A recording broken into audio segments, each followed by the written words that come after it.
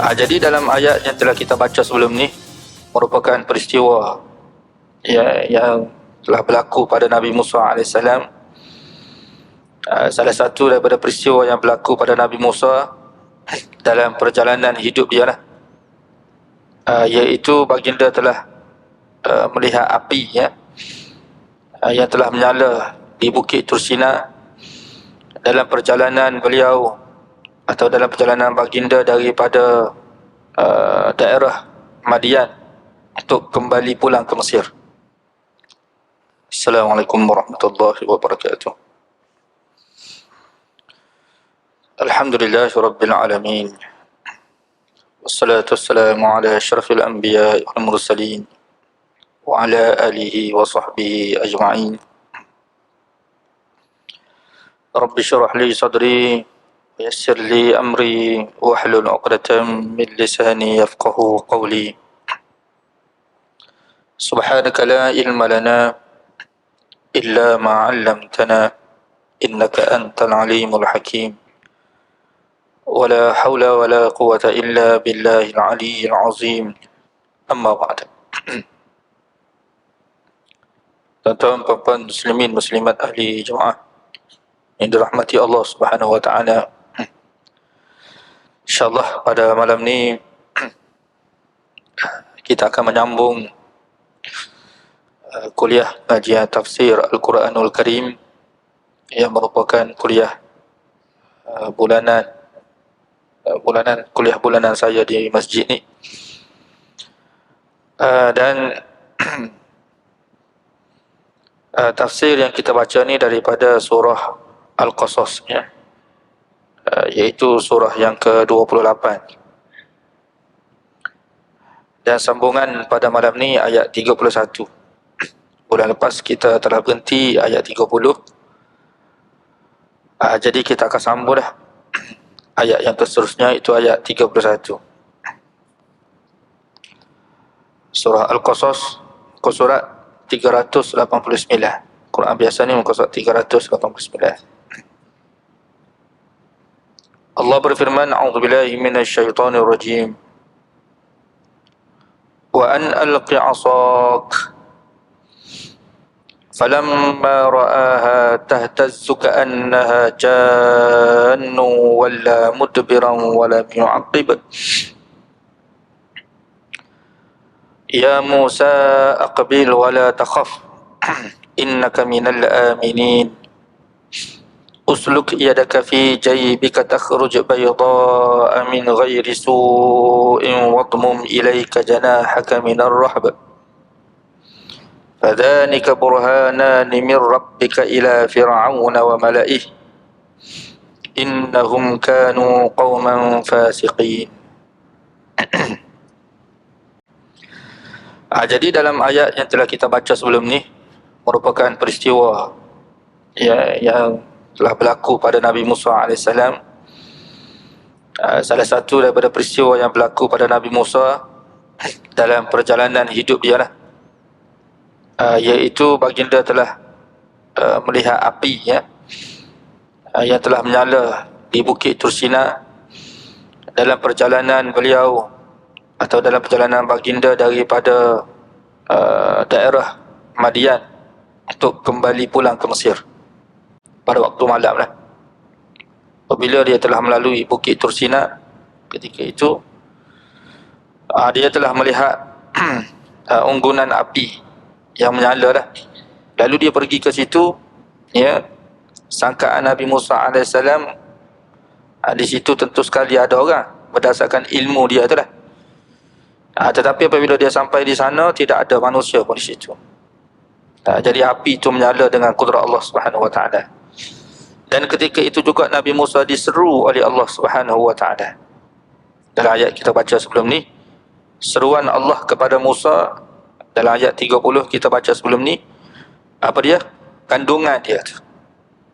Allah Subhanahu wa taala memberitahu kandungan. Itu yang paling penting sekali. Dalam perkara atau peristiwa yang telah kita baca sebelum ni, bukan kita nak tahu kaifiah, bagaimana Nabi Musa tu bercakap, itu tidak penting. Itu terserah pada Allah Subhanahu wa taala. Sebab tidak ada sesiapa pun yang bersama dengan Musa AS ketika itu nak menceritakan kepada kita macam mana. Jadi Allah menceritakan ayat, Allah menyampaikan kisah kepada kita dalam ayat sebelum ni, nak memberi penjelasan kepada kita perkara penting, kandungan tu. Apa kandungan seruan Allah Subhanahu Wa Taala kepada Musa? Dan kandungan seruan Allah kepada Musa AS itu merupakan kandungan yang paling penting sekali. Peringatan yang paling penting sekali. Ilmu yang paling penting sekali. Yang perlu diketahui oleh setiap manusia di dunia ni. Setiap hamba Allah Subhanahu Wa Taala. Isyarat kepada ilmu lah. Ilmu. Mana ilmu tu dengan arti kata perkara yang perlu diketahui oleh hamba-hamba Allah Subhanahu Wa Taala. Penting untuk diketahui.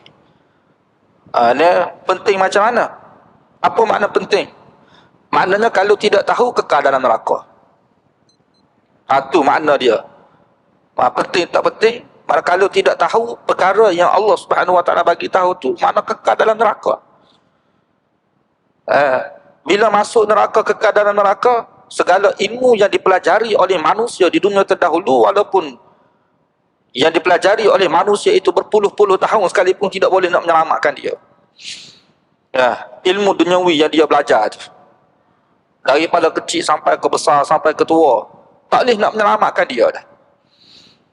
Sebagaimana di dunia terdahulu lah, ilmu yang dia belajar berpuluh-puluh tahun tu, sehingga ada PhD, ada master, ada segala-galanya, memberi faedah kepada dia untuk kehidupan dunia, akhirat tidak. Tak boleh selamat. Kan? Tidak boleh selamat. Kalau kata dia ada PhD sekalipun, dengan PhD yang dia ada berpuluh-puluh tu, tidak boleh selamat dia tu. Ilmu apa dia? Ilmu yang telah kita baca dalam ayat 30 sebelum ni. Apa dia?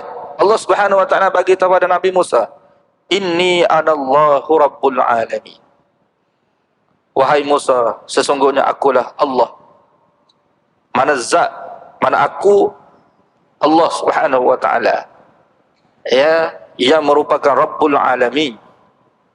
Rabbul Alamin ni mana pemelihara alam semua dia. Pemelihara alam, pengurus takbir, itu makna Rabb. Mana perkara yang diketahui, yang perlu diketahui oleh manusia. Tu sebab apa tu? Sebab perkara ni lah yang orang kafir tidak tahu. Walaupun mereka belajar berpuluh-puluh tahun sekali pun, daripada sekolah rendah masuk menengah, masuk universiti, sambung PhD apa semua. Kalau kita kata 20 tahun belajar, 30 tahun belajar, tahu tak? Kita nak tanya kepada dia tahu tak siapa dia sebenarnya yang telah memelihara alam ini, yang telah menjaga alam ini, yang telah mengurus takbir alam ini. Siapa dia sebenarnya? Tak boleh jawab tu, kekal dalam neraka. Sebab tu soalan pertama bila manusia mati, Allah soalan apa dia? Man rabbuka? Man rabbuka? Soalan pertama. Tak boleh jawab tu, kekal dalam neraka. Saya boleh jawab begitu. Kekal tu, dia bukan main-main.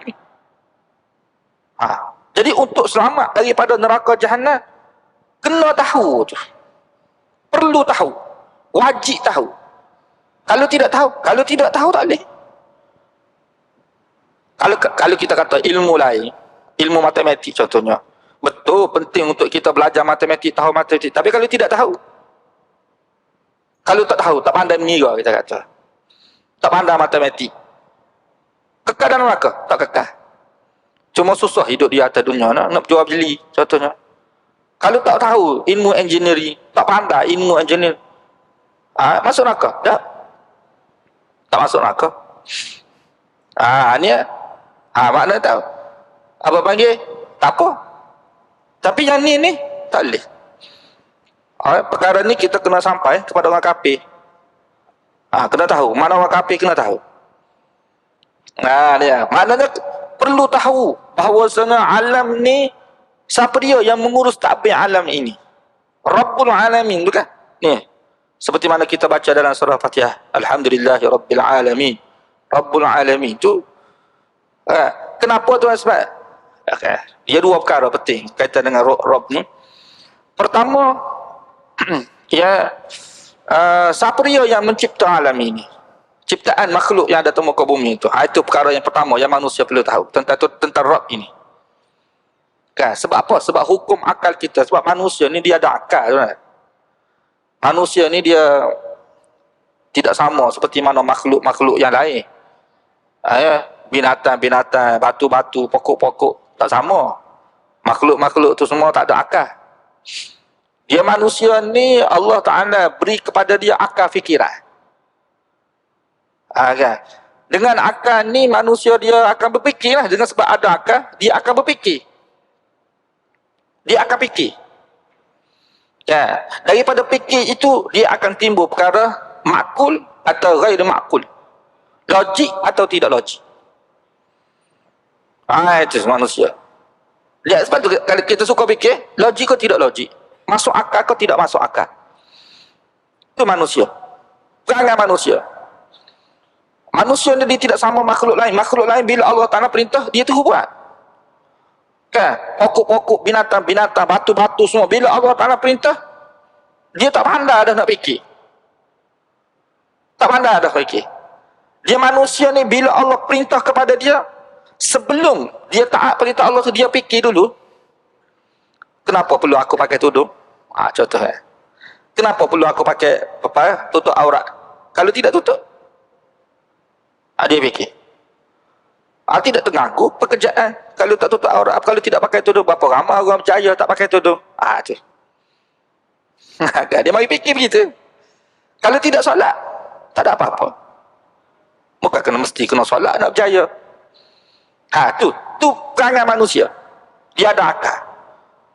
Jadi oleh kerana ada akal ni, dalam Quran ni Allah Subhanahu Wa Taala datangkan hujjah akli, dia panggil. Hujjah akli. Hujjah akli macam mana? Kan? Pertama, dari sudut ciptaan ni, ciptaan makhluk ni. Masuk akal tak, tuan-tuan, kalau kita kata botol air ni, dia ada. Adanya botol air itu, kenapa? Dia ada sendiri kah? Kan? Dari sudut akal kita. Boleh tak akal kita terima ni tuan? Adanya botol air ni, macam mana botol air itu boleh ada? Semula jadi. Mana jadi sendiri? Mana manusia boleh terima? Ada tak siapa di kalangan manusia boleh terima? Jadi sendiri. Kipas jadi sendiri. Apa panggil meja tu ada terjadi sendiri. Mana dia jadi di sendiri berjadi? Akal kita boleh terima? Tak boleh terima. Dia akal kita mesti akan bagi tahu, mesti ada orang yang cipta. Siapa dia cipta tu tidak penting. Mungkin kita tidak kenal siapa yang cipta botol air, siapa yang cipta, kita kata apa panggil meja ni. Tapi dari sudut makul kita, dia mana meja ni dia tidak boleh wujud sendiri dia. Dia mesti kena ada orang yang cipta meja tersebut. Semua benda lah. Hatta sekecil-kecil benda kita kata.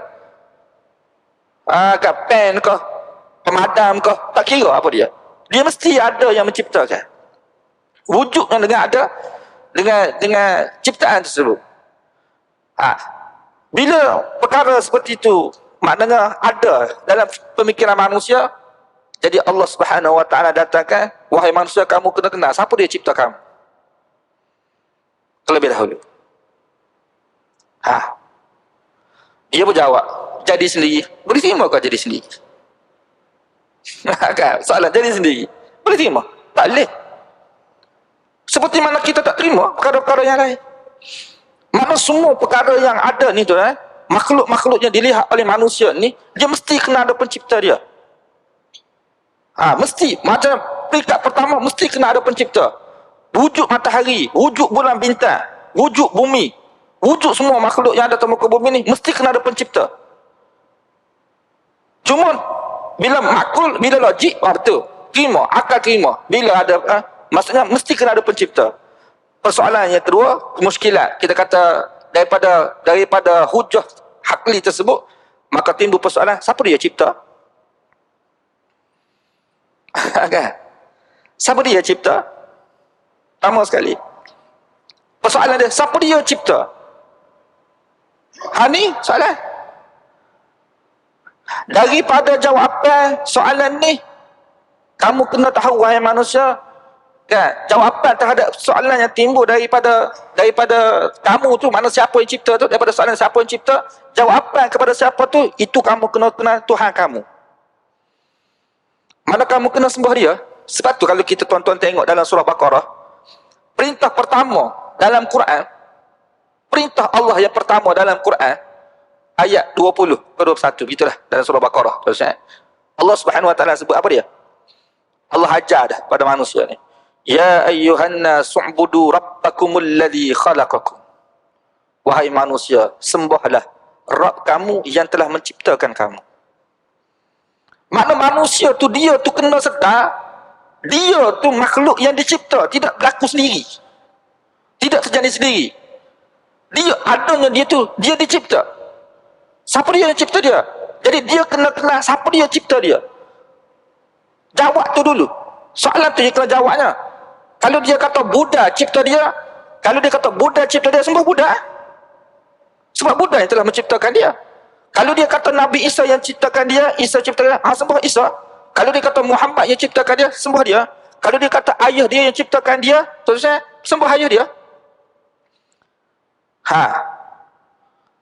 Jadi kena tahu siapa dia yang ciptakan dia dulu. Kan? Ni daripada situlah terus dia ni Allah Subhanahu wa taala bagi jawapan supaya manusia ketahui siapa dia ciptakan. Allah, zat yang bernama Allah Subhanahu wa taala yang telah menciptakan manusia. Tu perintah Allah Subhanahu wa taala. Jadi bukan ayah dia, bukan ibu dia. Kalau dia kata ayah dia ciptakan dia, terus kan? Kalau dia kata ayah dia ciptakan dia, kenapa rupa dia tuduh sebahagian manusia kan? Takkan seorang ayah dia nak cipta anak dia dengan rupa huduh ataupun dengan cacat apa semua. Tak. Kan? Mana-mana ibu bapa di dunia ni tu kan? Kita kata mana-mana mak ayah di dunia, tentu sekali kalau dia nak anak ni, nak anak sempurna, comel, cantik semua. Tapi kenapa ada manusia cacat atas dunia ni? Jawab situ dulu. Kalau betul manusia yang menciptakan dia, sebab tu ni perkara ni Allah ajar kita dalam Quran ni. Siapa dia cipta anak kita tu, siapa dia cipta? Kita kah cipta? Bukan kita tu asal. Afara'aitum ma tumnun, kamu tak perhatikah kepada air mani yang kamu pancukan? A antum takhluqunahu am nahnul khaliqun? Kamukah yang menciptakan air mani itu menjadi manusia atau kami? Allah Ta'ala tanya manusia. Cuba fikir. Berkuasa tak kita nak tukar air mani itu jadi manusia? Ada. Ni, tu peringkat yang pertama. Yang kedua tu, setelah mana cipta makhluk ciptaan manusia, apabila sudah diketahui makhluk ni siapa dia yang cipta semua ni, maka sabitlah kan? Maka sabitlah dia Tuhan. Kalau sekiranya manusia nak mengatakan, sebab Allah Subhanahu wa taala dia panggil dalam Quran ni, dalam istilah ulama tafsir guna, dia guna dakwah, dia panggil dakwaan. Maksudnya Allah Subhanahu wa taala mengeluarkan satu dakwaan dia sebagai Tuhan. Manusia terima ke tidak? Jadi manusia dia boleh terima atau dia tak boleh terima. Kalau dia tak mahu terima pun tak apa. Tapi kalau dia tak mahu terima, maka untuk mensabitkan siapa yang cipta ni, dia kena kemukakan. Macam kita berdebat lah tuan. Saya selalu berkata, apabila kita berdebat, kan kita ada pihak pencadar, pihak pembangkang. Ataupun kita kata dalam mahkamah, kan? Pendakwaan. Ada pendakwaan, ada pembelaan. Pendakwaan dia dakwa, kamu didapati bersalah gini kan. Dan bila dibacakan kesalahan tu, jadi kalau sekiranya kita kata pihak pembelaan tu dia nak menafikan, dia boleh nafikan, tapi dia kena sabitkan hujah dia pula untuk menafikan perkara seperti itu. Itu kaedah berhujah. Jadi Allah Subhanahu wa taala dia berhujah, dia mendakwa, dia sebagai Tuhan. Manusia terima ke tak mahu terima? Kan? Manusia terima selesai. Bagi manusia yang tak mahu terima, dia kena sabitkan siapa dia yang menciptakan manusia. Dia kena bagi tahu siapa dia cipta manusia. Dia kata jadi sini tak ada bakar. Dia mesti kena ada pencipta. Kalau manusia tak mahu terima Allah yang menciptakan manusia, dia kena nyatakan, keluarkan hujah dia. Sebab tu dalam Quran tuan-tuan sekalian, Allah Subhanahu wa taala berhujah macam mana? Dia bagi tahu dia cipta semua makhluk ni. Kemudian Dia sediakan semua ni, dia turunkan hujan, dia keluarkan rezeki, dia semua dia bagi tahu hujah-hujah dia untuk mensabitkan dia sebagai Tuhan, supaya tidak boleh ditolak lagi oleh manusia. Ni cara nak berhujah, tuan-tuan sekalian. Dia panggil hujah-hujah ni dalam kaedah tafsir dia panggil dalil kita. Bila Allah Subhanahu Wa Taala cipta tu, mana cipta tu sehingga wujud, daripada tidak ada wujud. Mana Allah Subhanahu Wa Taala. Soalan yang kedua dia timbul tu, siapa dia yang uruskan pula? Kan? Sebab akal kita dia tidak akan boleh terima tu, kita kata pengurusan dari sudut pengurusan tasarruf, istilah pengurusan itu dia berjalan sendiri. Boleh terima tak jalan sendiri? Kita cipta kilat, patut tak perlu ada siapa jalan sendiri kilat. Kalaulah manusia akal manusia kata jalan sendiri, tak ada tu penguruh tu, penguruh besar CEO tu kan. Apa tujuan CEO, penguruh besar, kita kata penguruh, saya pun tak pandai jugalah istilah tu kan. CEO, COO ke apa semua tu. Itu kenapa tu? Dia mesti kena ada. Dia suruh hukum akal. Sebab dia tidak akan terurus sendiri. Mesti kena ada pengurus. Begitu juga tuan-tuan sekalian, Allah Subhanahu Wa Taala bagi tahu bila Allah Taala cipta alam ini, makhluk ni, yang mengurus takbir alam ini siapa dia? Dialah juganya. Dia juga yang mengurus alam ini, menurunkan hujan tu turun.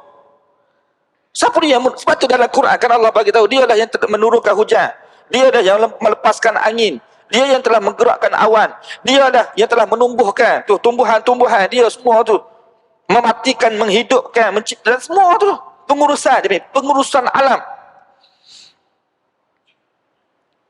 Jadi dalam pengurusan ini, di antara perkara yang berlaku dalam pengurusan, dia panggil perubahan.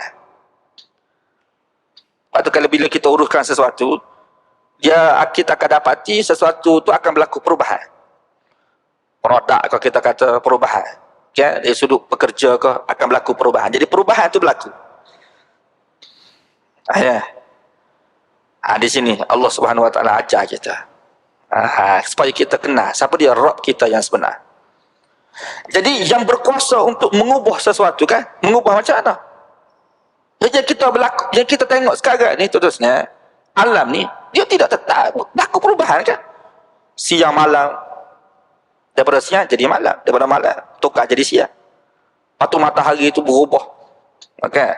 Pagi sini, tengah hari atas sana. Itu makna perubahan itu berlaku. Kita sendiri pun tengok perubahan berlaku pada diri kita. Dulu tengok gambar kita umur 18 tahun, Masya Allah, kacak kita. Waktu ni ramai perempuan minat pada kita. Sekarang umur 81 tahun. Sekarang ni tengok umur 81 tahun. Siapa dia minat pada kita? tak ada orang pun minat pada kita. Cucu pun tak minat tengok kita tu. Sila-sila cucu pun takut tengok rupa kita tu. Itu perubahan berlaku pada diri kita tu. Kita sendiri ke? Kan? Kita sendiri ke yang mengubah diri kita? Kalau kita sendiri yang mengubah diri kita tu, kita cabar orang yang tua tu jadi muda semula. Wah. Jadi manusia kena sedar, ada zat yang berkuasa nak menguruskan. Dia menguruskan tu mana untuk mengubah sesuatu je dah. Jadi inilah dia panggil rububiyah, istilah kita. Rububiyah, Rabb kan ni. Inni anallahu rabbul alamin. Sesungguhnya akulah Allah Rabbul alamin. Rabb ini maknanya zat yang berkuasa untuk mengurus ta'bir dan mengubah sesuatu. Tablighu syai' ila haddi kamalihi syai'an syai'an. Menyampaikan sesuatu kepada kesempurnaan satu perkara itu berperingkat-peringkat. Tentu sekalian, dari sudut akidah kita ni lah, Allah Subhanahu Wa Taala ni berkuasa tak? Dia ni untuk cipta manusia tu sekaligus. Dari sudut ilmu kita berkuasa tak? Maka kalau dia nak cipta kita ni, jadi tu kita manusia ni. Macam contoh saya sekarang ni, dia cipta jadi, boleh? Boleh tak? Boleh tak? Boleh. Tapi kenapa Allah Subhanahu Wa Taala cipta kita ni tu daripada air mani? Air mani tu Air mani tidak manusia. Tidak ada seorang pun kata air mani itu manusia. Air mani. Daripada air mani ni tukar jadi segumpal darah. Darah, segumpal darah, tidak manusia lagi.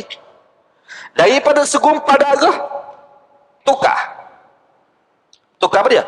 Jadi seketul daging,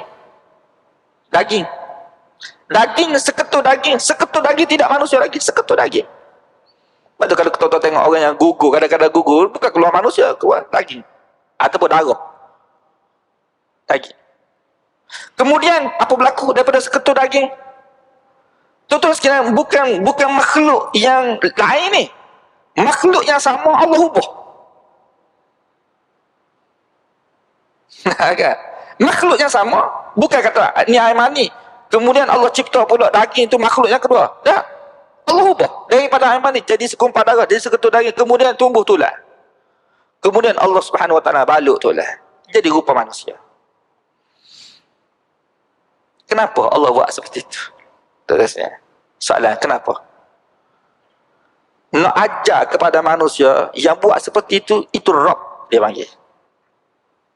Sebab tu ayat pertama yang Allah berikan, turunkan kepada Nabi SAW, ketika mana Nabi berada di Gua Hira, kan?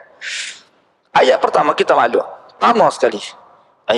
Ayat pertama tu isyarat, ya seperti mana saya sebut tadi tu lah, ilmu utama tu lah. Allah Subhanahu Wa Taala turunkan ayat bagi tahu pada Nabi SAW apa dia? Iqra bismi rabbika. Bacalah dengan nama Rabb kamu. Rabb Allah Ta'ala guna. Di sini pun Rabb Allah Ta'ala guna. Jadi kita kena faham makna Rabb tu apa dia, makna Rabb tu. Kan? Faham makna, nak faham akidah kena faham makna Rabb tu. Rabb tu. Jadi Iqra bismi rabbikal ladzi khalaq. Bacalah dengan nama Rabb kamu yang telah menciptakan. Tengok Allah Ta'ala bagi tahu sifat Rabb. Khalaqal insana min 'alaq, yang telah menciptakan manusia daripada segumpal darah. Yang mana darah tu asal daripada air mani itulah. Tengok Allah Ta'ala ajar kepada kita tu. Maksudnya kamu nak kenal Rabb kamu ni, perhati tengok. Berlaku tak berlaku? Berlaku. Jadi berlaku tu berlaku sendiri kah? Tak. Dia ada kuasa kuasa yang mengubah satu kejadian itu, dan kuasa yang berkuasa mengubah satu kejadian menjadi satu kejadian yang lain, itu dia panggil Rabb. Dalam akidah kita tuan, tidak ada yang berkuasa untuk buat seperti ini melainkan Allah sahaja. Kalau ada sila kita capai. Kalau ada selain daripada Allah yang berkuasa untuk buat seperti ini, tuan, sila munculkan. Dia Tuhan. Dia Tuhan. Lepas kalau ada Tuhan lain lagi, dia akan boleh buat seperti ini. Ubah air mani, pertama Allah cipta air mani. Air mani itu Allah cipta. Kemudian Allah ubah air mani itu jadi gini-gini. Dan kalau kita buat kajian lagi, berdasarkan ahli sains, kajian sains kan, lebih, kadang-kadang sebut tu kajian sains ini sebenarnya mendekatkan manusia kepada kefahaman Quran ni pun bagus juga kalau kita belajar sains. Saya hurai ni pun sebab saya pernah tengok satu video tu saya. Rupa-rupanya air mani yang manusia pacut ni kan, sebenarnya bukan seluruh air mani itu jadi manusia, bukan. Tuan-tuan buat, tanya ahli sains. Dalam setitis air mani ni ada jutaan sperma, istilah kita panggil sperma. Setitis air mani itu ada jutaan sperma, bukan satu sperma, ada jutaan sperma. Nak tengok sperma ni, tuan-tuan perlu tengok melalui mikroskop. Ada alat nama mikroskop, zoom tengok berapa ratus kali ganda baru nampak sperma tu. Daripada jutaan sperma ni, apabila berlaku setubuhan di antara lelaki dan perempuan kan, sperma ni dia akan cari telur perempuan, ovum dia panggil ovum. Bila berjumpa tu, dia akan berkumpul. Ni saya tengok video lah, video dibuat oleh ahli sains. Ketika tu kita faham. Daripada terus bila sperma mengelilingi ovum tersebut, dia cuba menembusi ovum tu. Hanya satu sperma saja ia dapat menembus. Satu tu lah. Bukan semua, satu. Tu pun kepala saja masuk, ekor tercabut. Dia macam berudu kan, sperma macam berudu kan. Bila masuk kepala kan, ekor tercabut, ovum tu jadi kerah, janin itu tak boleh nak masuk dah. Hak mati habis sperma. Tu maknanya asal kejadian kita tu je tuan-tuan sekalian. Jangan kita lupa asal kejadian kita. Sebab tu dalam Quran Allah Ta'ala tak cerita kita sekarang ni. Allah Ta'ala cerita asal kejadian kita supaya kita tidak lupa. Jangan tengok sekarang ni saya profesor, saya doktor, saya ahli ekonomi, saya ahli, semua ahli. Hebat kita sekarang ni. Hebat. Dulu macam mana kita? Allah bagi peringatan supaya kita jangan lupa. Sebab kesombongan manusia yang menyebabkan manusia masuk neraka sebab dia lupa kejadian dia. Sebab dia nampak dia sekarang ni. Sekarang ni dia ni seorang yang hebat, seorang gini-gini, ada segala-galanya sekarang ni. Dia tak sedar dulu kejadian dia tu macam mana. Allah Ta'ala sebut dalam ayat lain, "Walladzi akhrajakum min butuni ummahatikum la ta'lamuna syai'a wa ja'alakumus sam'a wal absara wal afidah." Dialah Allah Subhanahu wa taala yang telah mengeluarkan kamu daripada perut ibu kamu. Ketika itu kamu tak tahu apa pun, Allah Ta'ala sebut. Wahai manusia, kamu dulu waktu keluar daripada perut ibu kamu, kamu tak tahu apa pun ketika itu. Wa ja'alakumus sam'a wal absara wal afidah. Allah jadikan untuk kamu wahai manusia pendengaran kamu, penglihatan kamu, akal fikiran kamu yang menyebabkan sekarang ini kamu jadi profesor, kamu jadi pilot, kamu jadi engineer, kamu jadi macam-macam lagi kamu jadi. Kalau Allah Ta'ala jadikan kamu buta sekarang kamu boleh jadi pilot kah? Kan? Kalau Allah Ta'ala tidak bagi penglihatan kepada kamu dulu, kamu boleh jadi pilot. Tuan-tuan boleh tengok pilot buta. Tu peringatan Allah Subhanahu wa taala. Supaya manusia tidak aku sombong, sedar kejadian dia. Jadi Allah Ta'ala dia nak zahirkan. Kenapa? Sebab kalau dari sudut ilmu kita, memang kita maklum Allah berkuasa kan, dia nak jadi manusia sekaligus, boleh. Tapi kenapa dia buat seperti ni? Dia nak ajar kepada kita supaya kita kenal dia tu adalah Rabb yang sebenar pada manusia. Mempernampakkan lagi, lebih mempernampakkan lagi kehebatan Allah Subhanahu wa taala. Bila Allah zahirkan kepada kita, itu cara Allah Ta'ala menciptakan manusia. Tukar. Sehingga kita jadi manusia dalam perut ibu kan. Lepas tu bila kita keluar tengok rupa kita. Dulu waktu kita air mani tu, siapa dia suka air mani? Siapa dia suka air mani? Kita sendiri pun tak suka air mani kita. Busuk, beci. Sebab tu dalam Quran Allah sebut, mimma immahin, daripada air yang cukup hina. Air mani ni suci, tapi ada orang minum air mani? Tak ada. Dia tidak najis air mani, tapi dia kan, kalau kita nak minum, boleh minum. Dogal. Beci, mana beci tu? Busuk bau, tenik kan bau. Beci. Bagaimana Allah mengubah daripada makhluk yang kita beci jadi makhluk yang kita sayang. Kan? Waktu air mani tu beci tu, tapi air mani tu Allah Subhanahu wa taala tukar kan, jadi manusia, baby, anak yang keluar daripada perut ibu. Oh, kita rasa sayang, kita cium dia, kita dukur dia, kita belai dia. Dulu tu tengok yang mengubah tu sedar lah. Tu je sebenarnya nak bagi tahu pada manusia. Allah Subhanahu wa taala nak ajar manusia biar sedar, biar ada ilmu seperti ini ni. Itu dah dia panggil Rabb. Kan? Di sini pun Allah Taala ajar Nabi Musa alaihissalam. Sebab dia bagi tahu dalam ayat 30 kan. Baru nak baca ayat ni lah. Allah Taala kata apa dia? Inni anallahu rabbul alamin. Akulah Allah Rabb sekalian alamin. Kemudian apa Allah perintah pada Nabi Musa? Wa an alqi asak. Wahai Musa, campak tongkat kamu. Jadi peristiwa yang berlaku pada Nabi Musa AS ini adalah satu penjelasan Allah Ta'ala kepada kita untuk kita kenal Rabb, kenal Tuhan, dia bagi istilah kita. Kan? Bila Nabi Musa campak tongkat, kita maklum tongkat. Maklum lah tongkat. Kan? Kita tak tengok pun kita tahu tongkat macam mana. Sebab apa? Sebab kita pernah tengok. Saya pun pernah tengok tongkat. Kan? Dan kita tahu sifat tongkat. Kerah. Kan? Bila Nabi Musa campak tongkat, apa berlaku? Di sini berlaku. Dalam peristiwa ni berlaku khilaf di kalangan ulama. Kalau kita baca ayat ni, tuan-tuan, dari sudut zahir ayat lah. Ya. Bila Nabi Musa campak tongkat, falamma ra'aha tahtazzu. ka'annaha jannun. Apabila Nabi Musa AS, bila dia campur tongkat, dia pun tengok tongkat dia ketika itu bergerak-gerak. Kan? Bergerak-gerak seperti ular. Sebab Allah sebut ka'annaha ka'annaha, seperti. Jadi ada yang mengatakan ketika ini bila Nabi Musa campak tongkat dia itu bergerak-gerak seperti ular. Yang asalnya tidak bergerak, tapi kemudian bergerak seperti ular. Ada yang mengatakan ketika ni berubah jadi ular. Maksudnya Allah Subhanahu Wa Taala tukar tongkat tu berubah jadi ular yang bergerak seperti warna ular. Ular ni ular sihir, bukan ular sihir, ular sungguh. Peristiwa tongkat Nabi Musa jadi ular ni kita akan baca, akan datang pun kita akan baca banyak benda. Dia tidak berlaku sekali, beberapa kali berlaku. Ini peristiwa kali pertama. Kan?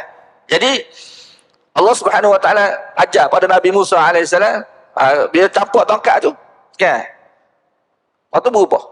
Jadi di sini persoalannya, siapa dia yang mengubah dia tu? Mengubah tongkat tu. Tak kira lah sama ada tak berubah jadi ular ke ataupun kita nak menerima. Kedua-duanya tidak ada masalah. Sama ya. Kan? Sebab kudrat Allah Subhanahu Wa Taala sama ya. Allah Taala dia boleh buat segala-galanya. Okay. Jadi dia ubah. Jadi di sini persoalannya, siapa dia yang mengubah tu? Tongkat tu daripada tongkat yang mati, tongkat mati. Berubah jadi yang sesuatu yang hidup. Ular tu hidup. Ular tu makhluk hidup, tongkat tu makhluk mati. Dia makhluk sama tu, bukan ular tu lain, tongkat lain, tidak. Makhluk yang sama. Tapi asalnya mati, kemudian jadi hidup. Siapa dia tu? Jadi kena sedar tu siapa dia? Nabi Musa kah? Nabi Musa kah yang berkuasa buat seperti itu? Atau siapa dia? Zat lah. Di sini Allah Subhanahu Wa Taala bagi tahu, dialah tu yang buat tu, yang mengubah. Jadi yang berkuasa mengubah satu kejadian menjadi satu kejadian, kita kata pada satu kejadian lain, itu dia panggil rububiyah, istilah dia Rabb. Jadi dalam akidah kita tuan, kita perlu beriktikad secara tauhid Allah Subhanahu Wa Taala sahaja. Tidak ada dah makhluk yang lain. Kalau kita mengakui ada, syirik lah. Tu ya. Jadi Abu Bakar daripada peristiwa ni Allah Subhanahu Wa Taala cerita, tunjuk, maknanya nak ajar kepada kita. Ini contoh ya. Contoh supaya kita faham bahawa zat yang berkuasa mengubah satu makhluk yang mati ni menjadi makhluk hidup, dia jugalah yang mengubah segala benda yang mati tu jadi hidup. Dia jugalah, mana zat yang sama juga, bukan zat yang lain, zat yang sama juga. Kan? Patut kita dulu kan, kalau kita sedar, kita dulu tidak mati, kita dulu kan. Kita asalnya hidup. Sebab tu dalam Quran surah Tabarakalladzi itu Allah Subhanahu Wa Taala sebut mati dulu. Alladzi khalaqal mauta wal hayat liyabluwakum ayyukum ahsanu amala. Dialah Allah yang telah menciptakan kematian, mati dan kehidupan. Jadi Allah Taala sebut mati dulu, baru hidup. Kenapa? Sebab asal manusia mati. Dia bukan asal kita hidup, asal mati. Kan? Itu yang perlu kita sedar. Asal kejadian kita mati. Daripada mati itulah Allah hidupkan kita. Macam mana pula Ustaz, kita mati tidakkah kita mulai pada hidup? Kita kena faham. Dia dalam Quran Allah Subhanahu Wa Taala sebut dalam ayat yang lain lah. Allah Taala sebut tu dah. Ya, qalu rabbana amattana sanataini wa ahyaitana sanataini fa'tarafna bi dzunubina. Ya Allah, Engau telah matikan kami 2 kali dan Engkau telah hidupkan kami 2 kali. Kita ni tuan, kita ni akan berlaku pada kita 2 kali mati, 2 kali hidup. Jadi 2 kali mati itu bila? Sebab kita ni, tuan-tuan sekalian, kita ada fikir kita mati ni, mati yang selepas ni, yang sekarang kita semua tunggu ni, mana mati ni lah. Tak. 2 kali mati ni, mati kali pertama tu bila? Iaitu sebelum ditiupkan roh dalam jasad kita ni. Sebab Nabi sebut dalam hadis, sesungguhnya manusia ni kan kejadian dia tu terkumpul dalam perut ibu dia 40 hari sebagai air mani. kemudian 40 hari sebagai darah, segumpal darah, kemudian 40 hari sebagai seketul daging. Okay. Cukup 120 hari, apa berlaku? Nabi sebut dalam hadis. Hadis ini dalam hadis 40, pada kalau tuan-tuan baca hadis 40 ada hadis ni. Ya. Kemudian apa berlaku? Fayursalu ilaihil malak fayanfukhu fihi ruh. Lalu diutuskan kepada janin tersebut seorang malaikat, dan malaikat ini meniupkan ruh masuk dalam janin tersebut. Bila ditiupkan ruh tu masuk, maka hiduplah. Jadi hiduplah kita kerana ada ruh itu masuk dalam tubuh kita. Sebelum ruh itu dimasukkan, kita mati. Cuma mati yang kita tak berasa, mati itu sakit. Jadi mati kali pertama sudah selesai. Jadi itu asal kejadian kita dah mati. Lalu Allah hidupkan kita dengan memasukkan ruh. Kemudian ditentukan ajal, tempoh. Kan dalam hadis sebut tempoh. Tempoh ruh itu bersama dengan jasad berapa lama. Yang ni manusia tidak tahu. Sampai satu masa Allah Subhanahu Wa Taala tarik semula ruh kita keluar pada jasad kita. Itu mati. Mati kali yang kedua. Bila berlaku mati kali yang kedua, tidak ada lagi mati kali yang ketiga. Saudara-saudara, tak ada dah. Buat macam mana pun takkan mati. Lepas tu tuan walaupun manusia dia masuk dalam neraka pun, dia dipukul oleh malaikat ke macam mana pun, dia tidak akan mati dah. Sebab Allah mentakdirkan kematian untuk manusia 2 kali saja. Jadi bila berlaku kematian kali kedua ni, tidak ada lagi kematian kali yang ketiga. Kalau tuan-tuan baca dalam ayat yang lain, ahli neraka dia minta supaya Allah matikan dia, Allah matikan dia. Dia tidak akan mati dah. Sebab mati itu sudah selesai dah. Ni perkara yang berlaku. Percaya tak percaya terpulang. Ini cerita yang Allah Ta'ala sebut dalam Quran. Ni azan ke tuan? Satu minit lagi.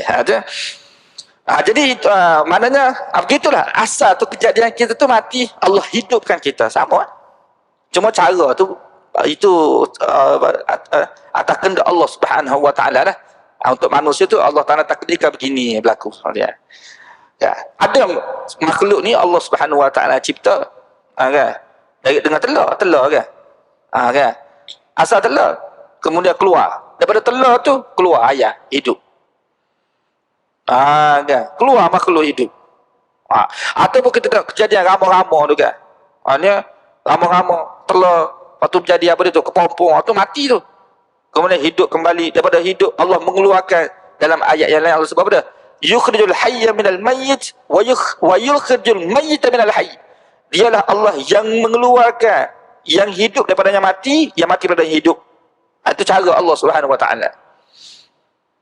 Kan? Semua ini untuk memperjelaskan kepada kita dia itu adalah Rabbil Alamin. Dia itu adalah Rabb sekalian alam. Kan? Sekalian alam ya.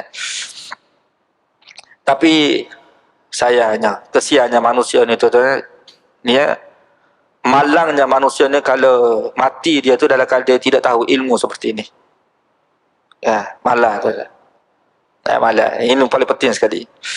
Jadi bergerak-gerak ya. Lalu apa berlaku ketika itu? Walla mudbira. Nabi Musa AS pun berpaling ke belakang, nak lari dia. Walla tu mana berpaling, dia pusing ke belakang dan dia nak lari ketika itu. Kan? Walam yu'aqib, dan dia tidak menoleh pun kepada ular tersebut. Kenapa? Sebab takut. Kan? Sebab takut. Ya. Azan. Kita bagi ruang kepada azan, kemudian kita sambung sikit insya-Allah. Jadi sebelum kita baca walla mudbira ni, bila berlaku peristiwa seperti ini, Allah Ta'ala tidak cerita dalam surah ni lah, dalam surah lain. Allah Ta'ala cerita dalam surah Araf. Sebab cerita Nabi Musa ni banyak tempat ada dalam Quran. Ya. Jadi Allah Subhanahu Wa Ta'ala pun perintah pada Nabi Musa pergi berjumpa dengan Fir'aun.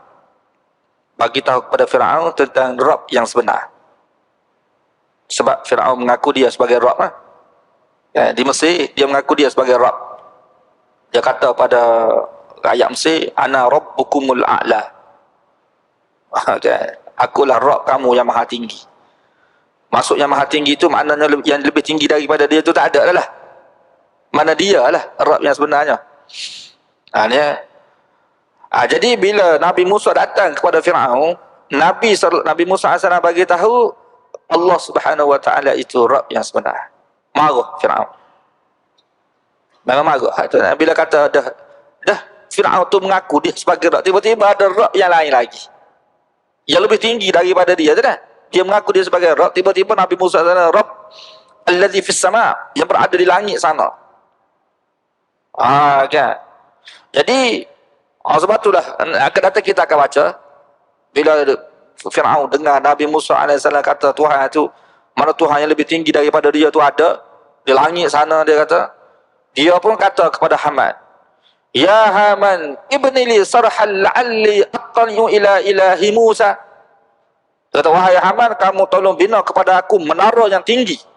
Aku nak naik atas menara tu, nak tengok ada tak Tuhan, dia kata. Cara Fir'aun kata.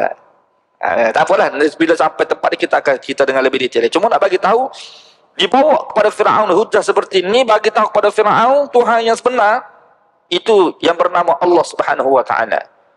Fir'aun marah. Tak terima lah.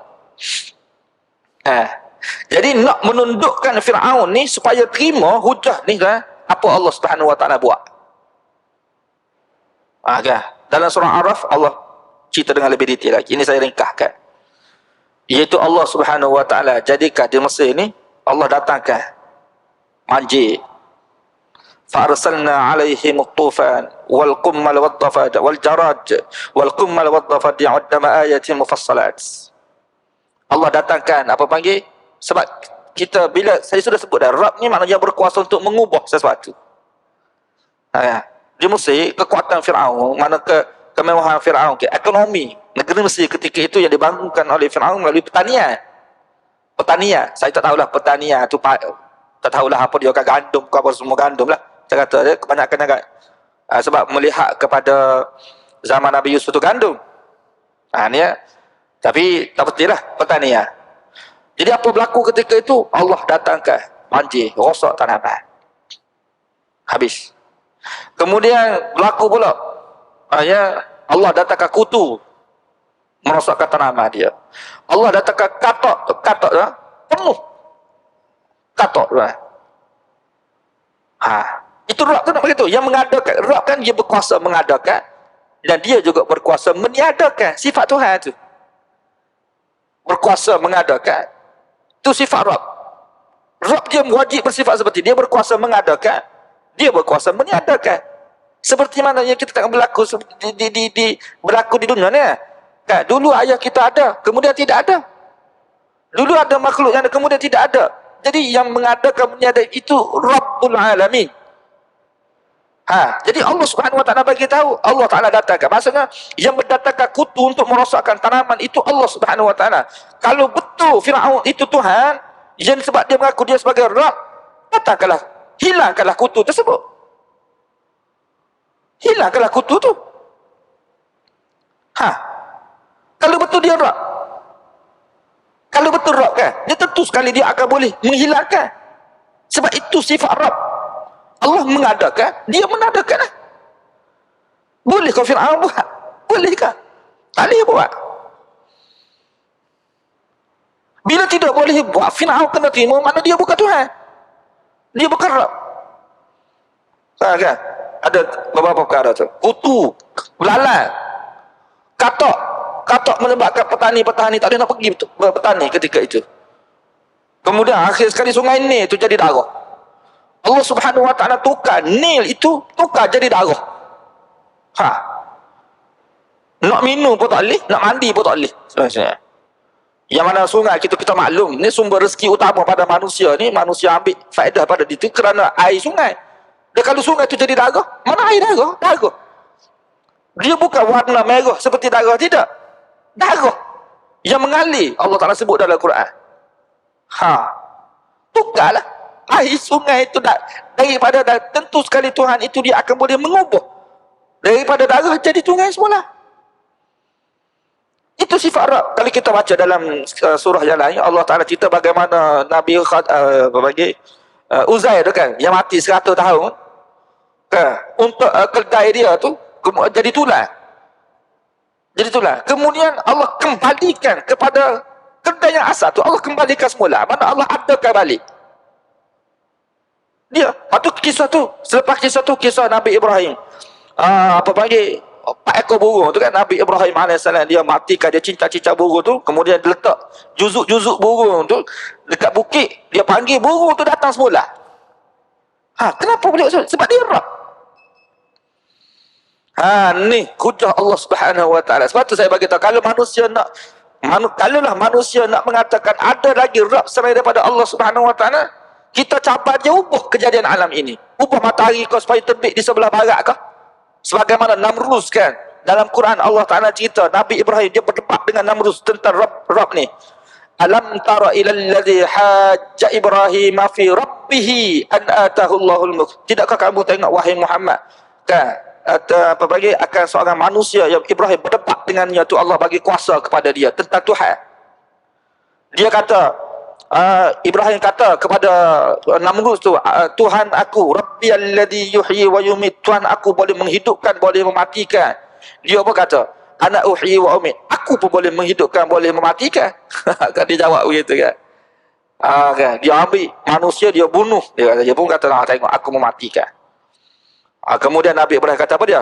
Qala fa innallaha ya'ti bisyamsi minal masyriqi fa'ti biha minal maghrib. Fa'ti biha minal maghrib. Nabi Ibrahim capak dia. Kan? Ibrahim kata sesungguhnya Tuhan aku telah menerbitkan matahari itu di sebelah timur dan menenggelamkan di sebelah barat. Kemudian Ibrahim cabar Fir'aun, wahai cabar Namrus. Wahai Namrus, fa'ti biha minal maghrib. Kamu keluarkan matahari di sebelah barat. Kalau betul kamu Rabb, kamu mengaku kamu sebagai Rabb, kamu betul kamu mengaku sebagai Rabb, terbitkan matahari di sebelah barat. Ini Nabi Ibrahim cabar Namrus. Fabuhital ladzi kafar. Terkelu lidah orang kafir itu, Namrus itu. Saya jawab. Mati hujah, terkelu lidah, mati hujah. Nak berdebat tentang Tuhan. Kena terima dah bukan Tuhan. Dan apa yang Nabi Ibrahim cabar tu bukan untuk Namrud saja, kepada semua Tuhan atas dunia ni.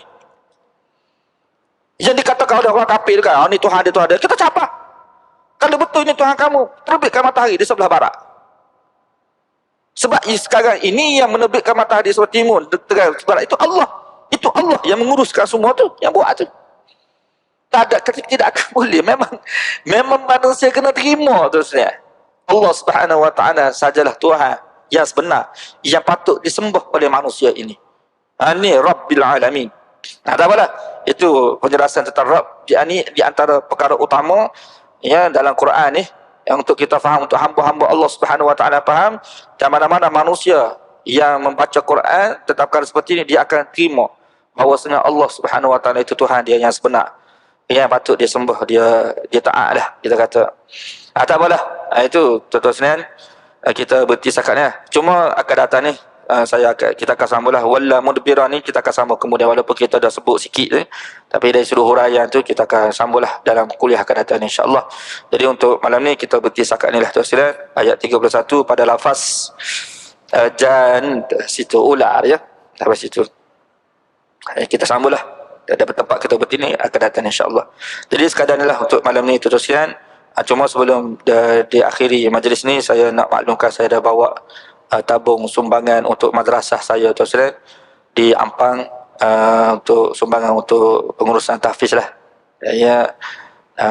Saya baru dilantik sebulan menjadi mudir ya, dan biasa maklumlah salah satu daripada tugas mudir ni, dan tuan-tuan pun maklumlah mana-mana sebagai bukan madrasah kita saja, mana-mana pun sama ya, mencari dana sumbangan untuk pengurusan kita kata. Jadi siapa nak bagi, nak membantulah sikit sebanyak tuan-tuan. Apa-apa kerja-kerja agama Allah Subhanahu wa taala ada di sekitar di belakang sana insya-Allah.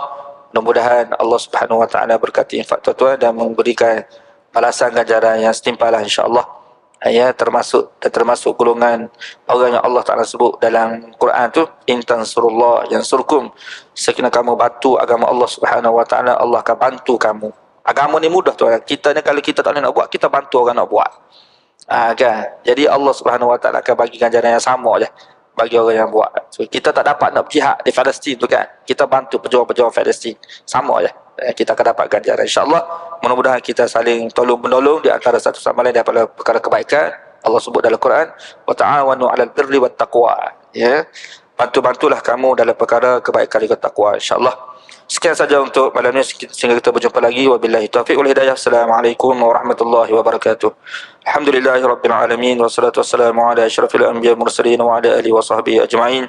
Allahumma faqihna fid din wa 'allimna at-ta'wil wahdina ila sawa'is sabil. Rabbana atina fid dunya hasanah wa fil akhirati hasanah wa qina azabannar walhamdulillahi rabbil alamin.